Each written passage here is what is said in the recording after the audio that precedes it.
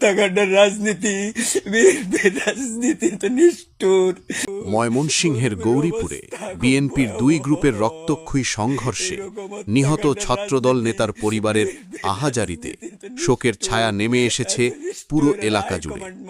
নিহত ছাত্রদল নেতার ভাই কান্নাজড়িত কণ্ঠে বিএনপির হত্যার রাজনীতি বন্ধের আহ্বান জানিয়েছেন।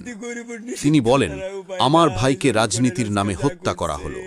এভাবে মানুষ মারার রাজনীতি আর চলতে পারে না। বিএনপির ভেতরে যে বিশৃঙ্খলা, সেটাই এখন মানুষের জীবন কেড়ে নিচ্ছে। নিহত ছাত্রদল নেতার ভাই অভিযোগ করেন, দলের অভ্যন্তরে সিন্ডিকেট, গ্রুপিং আর ক্ষমতার লড়াই মানুষকে অসময়ে মরতে বাধ্য করছে।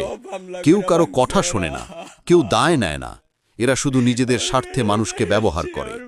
আহাজারি করতে করতে তিনি আরও বলেন, আজ আমার ভাই মারা গেছে, কাল হয়তো আরেকজন মরবে। আমাদের ঘরবাড়িতেও হামলা করেছে, ভাঙচুর করেছে। আমরা আতঙ্কে আছি। এই রাজনীতির কারণে আমাদের পরিবার শেষ হয়ে গেল।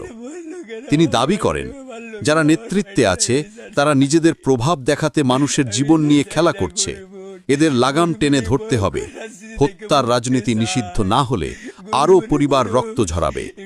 স্থানীয় এলাকাবাসীও জানায়, বিএনপির অভ্যন্তরীণ কোন্দল দীর্ঘদিন ধরে চলছিল। এই সংঘর্ষে তা প্রকাশ্যে বিস্ফোরিত হল। এই ঘটনায় এলাকায় চরম উত্তেজনা বিরাজ করছে। পুলিশ অতিরিক্ত নিরাপত্তা জোরদার করেছে।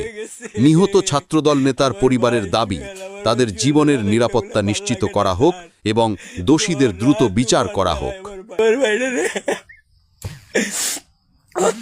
হত্যার রাজনীতি থেকে আমরা মুক্তি চাই।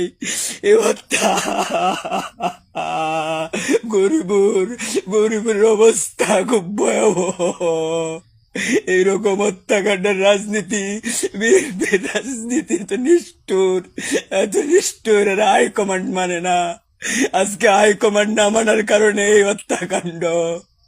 আজকে নির্দিষ্ট সময় নেওয়ার কারণে এরা হত্যা করছে।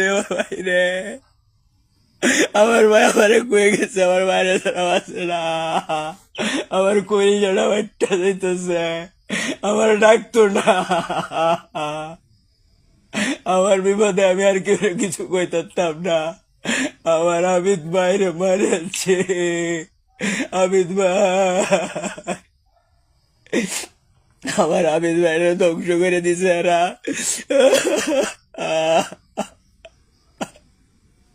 হত্যার রাজনীতি ছাড়া গরিবের কোনো রাজনীতি নাই।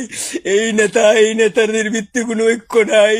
এই রাজনীতি গরিবের নিষিদ্ধ ছাড়া উপায় নাই। জনগণের আজকে যা করছে।